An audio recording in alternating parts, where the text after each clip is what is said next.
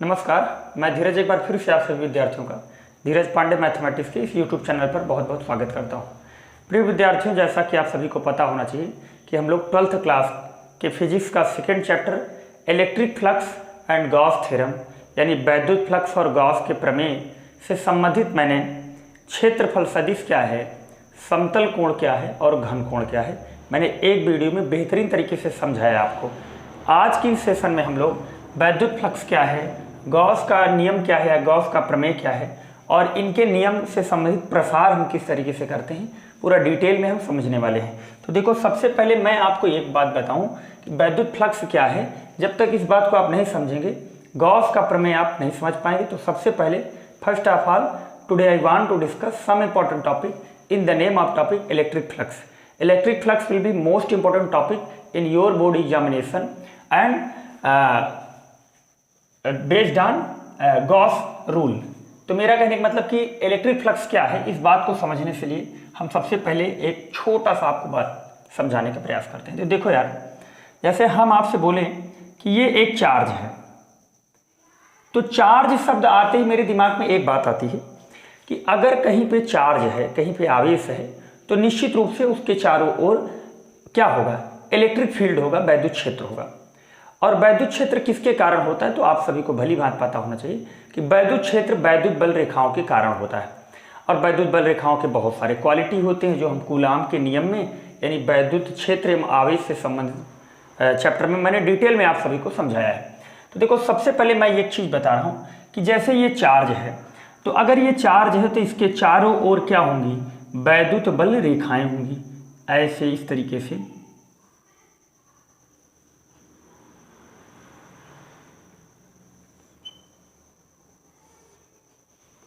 इसके चारों ओर इस तरीके से वैद्युत बल रेखाएं होंगी।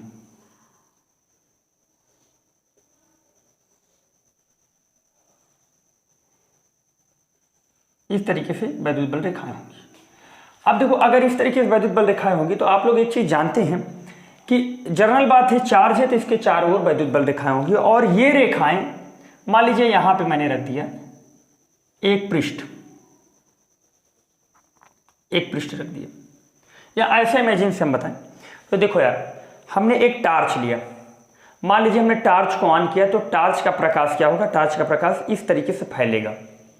और उस टार्च के प्रकाश के सामने मैंने एक पारदर्शी शीशा रख दिया, तो जाहिर सी बात है कि टार्च का से निकला हुआ कुछ प्रकाश का हिस्सा उस आयताकार या पारदर्शी कांच से, इस कांच के इस पार से उस पार जाएगा।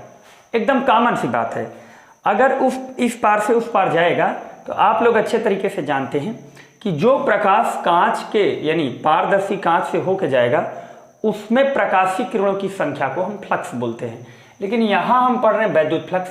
तो आप एक चीज नोटिस करेंगे कि एक चीज जानते हैं आप लोग, ये पृष्ठ है तो इसका कुछ न कुछ एरिया होगा, और ये एरिया मतलब इस पृष्ठ से जो वैद्युत बल रेखाएं गुजर रही हैं, ध्यान से सुनना, किसी आवेश के चारों ओर वैद्युत बल रेखाएं हैं और वह वैद्युत बल रेखाएं किसी निश्चित क्षेत्र से होकर गुजरती हैं या किसी निश्चित पृष्ठ से होकर गुजरती हैं, तो उनकी संख्या को हम लोग वैद्युत फ्लक्स कहते हैं। तो देखो, परिभाषा हम बोल रहे हैं, धीरे धीरे आप समझो। हम जानते हैं कि किसी भी आवेश के चारों ओर वैद्युत बल रेखाएं होती हैं, और जब वैद्युत बल रेखाएं, देखो यहां से आपको लिखना है, जब वैद्युत बल रेखाएं किसी निश्चित पृष्ठ या निश्चित क्षेत्र से होकर गुजरती हैं, तो उनकी संख्या को वैद्युत फ्लक्स कहते हैं। और representation of electric flux phi, इसको फाई से लिखते हैं। अब आप लोग नोटिस करेंगे कि अगर ये पृष्ठ बड़ा होगा, ध्यान से समझना, बड़ा पृष्ठ लेंगे तो वैद्युत बल रेखाओं की संख्या वहां ज्यादा होगी, तो हम बोल सकते हैं कि वैद्युत flux will be directly proportional to surface area यानी पृष्ठ का क्षेत्रफल। अब दूसरी चीज हम यहां से एक बात और समझा सकते हैं कि अगर हम आवेश बड़ा लेंगे तो उसकी तीव्रता ज्यादा होगी। अगर वैद्युत क्षेत्र ज्यादा होगा तो वहां वैद्युत बल रेखाएं निश्चित रूप से पास पास होंगी। तो अगर वैद्युत बल रेखाएं पास पास होंगी तो निश्चित रूप से जहां वैद्युत बल रेखाएं पास पास होंगी वहां वैद्युत बल रेखाओं की संख्या ज्यादा होगी, और वैद्युत बल रेखाओं की संख्या ज्यादा होगी तो वहां वैद्युत क्षेत्र प्रबल होगा। इसलिए phi is directly proportional to E. इस बात को मेरे हिसाब से आप समझ गए होंगे। अब दूसरी चीज, जैसे देखो यार, ये है आपका, मान लो शीशा है, ये आपका शीशा है, ठीक है ना। अब इस शीशे को टार्च के सामने ऐसे रखोगे, देखो ऐसे रखोगे, तो जब टार्च का प्रकाश आप इस पर मारोगे तो इस तरीके से टार्च का प्रकाश जब आप मारोगे तो निश्चित रूप से टार्च के प्रकाश से जो प्रकाश निकल रहा है, टार्च से जो प्रकाश निकल रहा है इस पृष्ठ से होके जाएगा। लेकिन अगर इसका मोमेंट हम इस तरीके से कर दें, इसका डायरेक्शन इस तरीके से कर दें, तो निश्चित रूप से अगर यहाँ प्रकाश हम देंगे तो प्रकाश ज़्यादा हिस्सा इस कांच से, प्रकाश का बहुत ज़्यादा हिस्सा इस कांच से इस पार से उस पार नहीं जाएगा। तो वैसे मेरा कहने का मतलब है कि जो वैद्युत फ्लक्स होता है वो फाई मतलब कोण पर भी डिपेंड करता है, यानी थीटा पे डिपेंड करता है। और आप लोग जानते हैं कि अगर हम इसे अच्छे तरीके से समझाने का प्रयास करें तो हम यहाँ से बोल सकते हैं कि फाई इज इक्वल टू, देखिए सारी चीज़ें डायरेक्टली प्रोपोर्शनल में है तो हम बोल सकते हैं ई ए कॉस थीटा। अगर ई ए कॉस थीटा तो आप 11th क्लास में पढ़े होंगे कि vector A dot vector B बराबर ए बी कॉस थीटा होता है। तो यहाँ से हो जाएगा phi is equal to vector E dot vector A, vector E dot vector A हो जाएगा। फिर से बात समझो कि वैद्युत फ्लक्स क्या है कि किसी निश्चित पृष्ठ से होकर गुजरने वाली वैद्युत बल रेखाओं की संख्या को वैद्युत फ्लक्स कहते हैं। रिप्रेजेंटेशन ऑफ इलेक्ट्रिक फ्लक्स यानी वैद्युत फ्लक्स को हम लोग फाई से लिखते हैं। Phi will be indirectly proportional to A. मेरा कहने का मतलब कि जो वैद्युत फ्लक्स है वो पृष्ठ के क्षेत्रफल पर डिपेंड करता है और वैद्युत क्षेत्र की तीव्रता पर भी डिपेंड करता है। और मैंने अभी एक मोबाइल फोन हाथ में लेके मैंने डिटेल में आपको बताया कि एंगल पर भी वैद्युत फ्लक्स डिपेंड करता है। तो इन तीनों, अगर हम इन तीनों को इक्वेशन मान लें, इन तीनों को थोड़ी देर के लिए हम अगर इक्वेशन मान लें तो इक्वेशन अगर मानेंगे तो इक्वेशन के हिसाब से जो रिजल्टेंट वैल्यू बनेगी वो phi is equal to E A cos theta. और हम लोग 11th क्लास में पढ़ेंगे vector A dot vector B बराबर होता है ए बी कॉस थीटा। तो इस हिसाब से फाई बराबर हो जाएगा वेक्टर ई डॉट वेक्टर ए। इतनी बात आप समझ गए। अब हम लोग थोड़ा सा मात्रक निकालते हैं, इसका मात्रक क्या होगा। तो आप लोग जानते हैं वैद्युत क्षेत्र की तीव्रता का मात्रक होता है न्यूटन प्रति कूलाम, न्यूटन प्रति कूलाम। और एरिया है तो इसका मात्रक हो जाएगा मीटर स्क्वायर। तो वैद्युत फ्लक्स का मात्रक हो जाएगा न्यूटन मीटर स्क्वायर प्रति कूलाम। कूलाम स्क्वायर नहीं होगा, देखो फिर से देख लो, वैद्युत क्षेत्र तीव्रता न्यूटन प्रति कूलाम, एरिया है इसका मात्रक मीटर स्क्वायर। अगर यहाँ से हम लोग बीमी सूत्र निकालें, क्या निकालें, बीमी सूत्र निकालेंगे तो बीमी सूत्र इसका हो जाएगा, बल की बीमा हम लोग जानते हैं MLT-2 होता है और एरिया है तो इसकी बीमा हो जाएगी L स्क्वायर और यहाँ से आवेश है तो इसकी बीमा हो जाएगी AT और इसे सॉल्व आउट करेंगे तो हो जाएगा ML3T-3A-1। हम आशा करते हैं कि इस बात को आप अच्छे तरीके से समझ गए होंगे। तो फिर से देखो और एक बात आप लोग और जानते हैं कि वैद्युत फ्लक्स जो होता है ये एक प्रकार की संख्या है। तो वैद्युत फ्लक्स का मान कभी भी ऋणात्मक नहीं हो सकता और ना तो वैद्युत फ्लक्स का मान कभी 0 हो सकता है। वैद्युत फ्लक्स का मान हमेशा पॉजिटिव होगा क्योंकि electric flux is a number.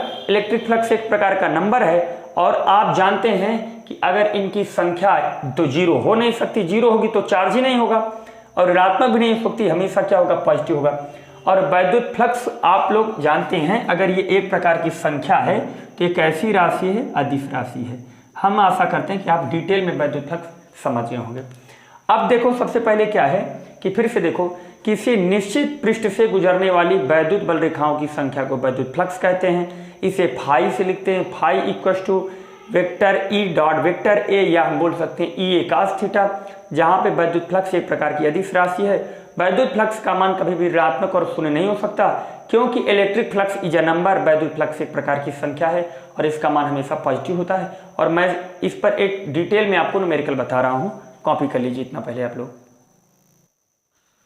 तो अभी तक हम लोगों ने जिस टॉपिक को आपको अच्छे तरीके से समझाया तो मैं आशा करता हूँ कि उसको आप डिटेल में समझ गए होंगे। देखो सबसे पहले वैद्युत फ्लक्स पर बेस्ड हम एक न्यूमेरिकल करने से पहले इस चीज़ को समझ लें कि आप लोग जानते हैं कि ये जो होता है ये एक प्रकार का आपका क्या है, ये अगर हम बोल दें अगर ये एक्स एक्सिस है, ये वाई एक्सिस है तो ये जेड एक्सिस होगा।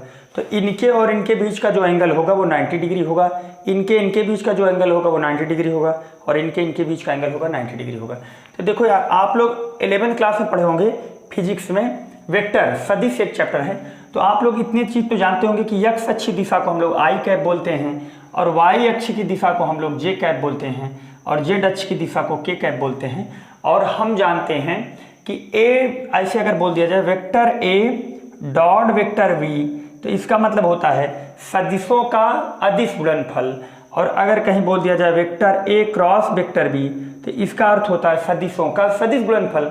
तो आप लोग एक चीज ये याद रखिएगा कि आई कैप का गुणा आई कैप में आई के साथ डॉट प्रोडक्ट हमेशा एक होगा, जे कैप और जे कैप का डॉट प्रोडक्ट हमेशा एक होगा, और के कैप और के कैप का डॉट प्रोडक्ट हमेशा एक होगा। तो इस चीज को हम लोग इकाई सदिश बोलते हैं। जैसे जे कैप, आई कैप और के कैप को हम यूनिट वेक्टर बोलते हैं। यूनिट वेक्टर ऐसे वेक्टर को बोला जाता है जिनका मैग्नीट्यूड यानी जिनका परिमाण एक होता है। अब इसी पे बेस्ड मैं एक क्वेश्चन बता रहा हूं आपको कि 5 I cap plus 10 J cap Newton प्रति कूलाम के एक समान वैद्युत क्षेत्र में 0.2 जे कैप मीटर स्क्वायर का पृष्ठ रखा हुआ है। पृष्ठ से निर्गत वैद्युत फ्लक्स का मान बताओ। तो हम लोग जानते हैं कि वैद्युत फ्लक्स निकालने के लिए मेरे पास एक डिराइव्ड फार्मूला है, वेक्टर ई बराबर फाई बराबर vector E dot vector A, और put the value of vector V.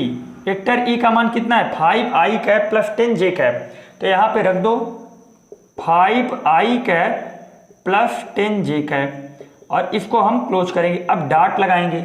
Vector A देखो 5 I cap plus 10 J cap Newton प्रति कूलाम के एक समान वैद्युत क्षेत्र में 0.2 जे कैप मीटर स्क्वायर का पृष्ठ रखा हुआ है। तो एरिया भैया कितना है 0.2 जे कैप, तो यहां रख दो 0.2 जे कैप। अब आप जानते हैं कि इधर आई कैप है नहीं, तो आप मल्टीप्लीकेशन में आई कैप का यूज नहीं करेंगे।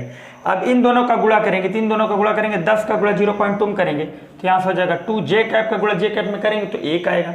इस प्रकार वैद्युत फ्लक्स का मात्रा कभी आप लोगों ने निकाला न्यूटन मीटर स्क्वायर प्रति कूलाम। हम आशा करते हैं कि आप इस न्यूमेरिकल को बेहतरीन तरीके से समझ गए होंगे। अब हम लोग चलते हैं गॉस का प्रमेय क्या है। तो देखो गॉस का प्रमेय समझने के लिए अगर आप वैद्युत फ्लक्स समझ गए हैं तो गॉस का प्रमेय आपको समझने में बहुत ज्यादा परेशानी होने वाली। अब हम समझते हैं कि वैद्युत फ्लक्स क्या है। तो वैद्युत फ्लक्स समझ गए, अब हम समझते हैं गॉस का नियम क्या है। देखो यार गॉस का नियम क्या है कि गॉस ने यह बताया, देखो गॉस का नियम किसके लिए गणना में यूज में लिया गया, वैद्युत फ्लक्स निकालने के लिए। तो वैद्युत फ्लक्स समझने सबसे पहले हम लोग समझते हैं बंद पृष्ठ क्या है, क्लोज सरफेस क्या है। तो देखो बंद पृष्ठ ऐसी चीज को बोलते हैं, जैसे देखो अगर मैं पूछूं कि ये बॉटल क्या है तो आप बोलेंगे बॉटल बंद पृष्ठ है, क्योंकि चारों ओर से ये बॉटल बंद है, तो इस बॉटल को हम लोग बोलेंगे बंद पृष्ठ। यानी ऐसा पृष्ठ जो चारों ओर से पूरी तरीके से बंद हो उसे बंद पृष्ठ कहते हैं। जैसे हम जिस हॉल में पढ़ा रहे हैं ये हॉल भी एक प्रकार का क्या है, बंद पृष्ठ है। यानी ऐसा पृष्ठ जो चारों ओर से बंद हो उसे बंद पृष्ठ कहेंगे। लेकिन क्या एक पेज बंद पृष्ठ हो सकता है? नहीं। तो 2D फिगर कभी बंद पृष्ठ नहीं हो सकते। बंद पृष्ठ के लिए जैसे सिलेंडर हो सकता है, बेलन हो सकता है, घन हो सकता है मतलब क्यूब हो सकता है, क्यूबाइड हो सकता है, कोन हो सकता है, फ्रस्टम ऑफ कोन हो सकता है यानी छिन्नक हो सकता है, बल्टी जिसे बोलते हैं, स्फीयर हो सकता है, गोला हो सकता है। यानी हम बोल सकते हैं कि बंद पृष्ठ एक ऐसी चीज को बोल सकते हैं जो चारों ओर से बंद हो और 3D फिगर में हो, जिसमें मतलब बोल सकते हैं कि हाइट और लेंथ एंड ब्रेथ तीनों डायमेंशनल इन रोल हो। तो ऐसे क्रिएटिव फिगर को हम लोग 3D फिगर बोलते हैं। तो गॉस का प्रमेय क्या था, यानी गॉस का नियम क्या था? तो गॉस ने वैद्युत फ्लक्स की गणना के लिए बहुत एक इंपॉर्टेंट पॉइंट बताया। उन्होंने यह बताया, देखो ध्यान से हम लिख दे रहे हैं कि गॉस का प्रमेय यह है कि किसी बंद पृष्ठ से, लिख दे रहे हैं, किसी बंद पृष्ठ से गुजरने वाला कुल वैद्युत फ्लक्स उसमें उपस्थित आवेश का 1/ε0 गुना होता है। इसका क्या मतलब है कि इसके अंदर आवेश कितना है, क्यों? तो यहाँ वैद्युत फ्लक्स कितना होगा, देखो ध्यान से, बंद पृष्ठ के लिए है सत्य, बंद पृष्ठ, खुला पृष्ठ होगा तो नहीं होगा। तो गॉस ने यह बताया कि किसी बंद पृष्ठ के अंदर उपस्थित आवेश का ε0 गुना वैद्युत बल यानी वैद्युत फ्लक्स होता है। यानी फाई बराबर उन्होंने बताया कि इसके अंदर आवेश कितना है, क्यों? तो इसका 1/ε0 क्या होगा, वैद्युत फ्लक्स। आराम से समझो, देखो किसी बंद पृष्ठ से गुजरने वाला कुल वैद्युत फ्लक्स उसमें उपस्थित आवेश का 1/ε0 गुना होता है। मैं ऐसा करता हूं कि गॉस का प्रमेय आप अच्छे से समझ गए, बाद में निगमन करेंगे, गॉस के प्रमेय से हम वैद्युत क्षेत्र की तीव्रता निकालेंगे। लेकिन अभी यहाँ ऐसे समझो कि किसी बंद पृष्ठ से गुजरने वाली कुल वैद्युत फ्लक्स को हम लोग निकालने के लिए उसमें 1/ε0 से आवेश की मात्रा में गुणा करते हैं, यानी किसी बंद पृष्ठ से गुजरने वाला कुल वैद्युत फ्लक्स उसमें उपस्थित आवेश का 1/ε0 गुना होता है। अगर इस बात को आप समझ गए होंगे तो हम लोग चलते हैं इसी पर नेक्स्ट टॉपिक, यानी गॉस के नियम का विस्तार रूप मतलब यूज कैसे करेंगे, बड़े क्वेश्चन पे हम लोग अप्लाई कैसे करेंगे। तो देखो ध्यान से इस बात को, जैसे हम एक छोटा सा क्वेश्चन उठा रहे हैं कि मान लो ये कोई एक बंद पृष्ठ है, फिर इसके ऊपर मैंने एक कक्षा और क्रिएट किया, यहाँ पे एक कक्षा और बनाया और यहाँ पे हमने एक कक्षा और बनाया, और इस कक्षा को मैंने पहला ऑर्बिट दिया, ये दूसरा ऑर्बिट है, ये तीसरा ऑर्बिट है, ये चौथा ऑर्बिट है। तो यहाँ से अगर इस तरीके से हम लोग इसे सॉल्व आउट करें तो मान लो यहाँ पे एक आवेश रखा है, इसे Q1 प्लस में है और यहाँ पे मैंने रख दिया Q2 माइनस में, यहाँ पे प्लस Q3 रख दिया। तो यहाँ से अगर मैं निकालूं कि पहली कक्षा का कुल वैद्युत फ्लक्स तो उसे बोलेंगे φ1। तो φ1 बराबर 1/ε0। एक बार बताओ पहली कक्षा में आवेश का मान क्या है, 0, तो 0, तो इसका मतलब पहली कक्षा के लिए वैद्युत फ्लक्स का मान 0 हो गया। अगर दूसरी कक्षा के लिए निकालें तो एक चीज बताओ भैया, दूसरी कक्षा में कौन सा आवेश स्थित है, तो दूसरी कक्षा में अगर वैद्युत फ्लक्स निकालेंगे, देखो जिसपे मैंने इस तरीके से राउंड बनाया उसके अंदर हम चेक करें तो एक आवेश उपस्थित है Q1, तो यहाँ पे वैद्युत फ्लक्स मान हो जाएगा 1/ε0 इंटू Q1। अगर हम निकालें तीसरे ऑर्बिट के लिए, तीसरी कक्षा के लिए, मतलब इस कक्षा के लिए हम लोग निकालें तो यहाँ से हो जाएगा φ3 = 1/ε0। और देखो अब इसके अंदर दो आवेश हैं, ध्यान से समझो, इसके अंदर दो आवेश Q1 और Q2, तो यहाँ से बोल देंगे Q1 माइनस में Q2, तो बोल देंगे -Q2। यानी मेरा कहने का मतलब है कि वैद्युत फ्लक्स क्या है, किसी बंद पृष्ठ के अंदर कुल आवेश, यही नहीं कि आप एक आवेश लेंगे तो कुल आवेश। अगर मैं चौथी ऑर्बिट के लिए निकालूं यानी φ4, तो यहाँ हो जाएगा 1/ε0 और यहाँ पे आवेश का मान है Q1, यहाँ पे आवेश का मान है Q2, यहाँ पे है Q3। तो इस तरीके से आप गॉस के नियम का प्रसार भी आप मतलब अप्लाई कैसे करेंगे, इस तरीके से अप्लाई करेंगे। तो मैं आशा करता हूँ कि ये वीडियो आपको बेहतरीन तरीके से समझ में आया होगा और आप इस वीडियो को अपने मित्रों तक पहुँचाइए, जिससे ज़्यादा से ज़्यादा लोग चैनल से जुड़ें। और आप लोग पूरा भरपूर प्यार देते रहेंगे तो ऐसे मैं पूरे वर्ष जब तक आपका पेपर नहीं होगा कम से कम 400-300 वीडियो मैं पूरी तरीके से बना के आपके YouTube चैनल पर अपलोड करूंगा। Okay, thank you.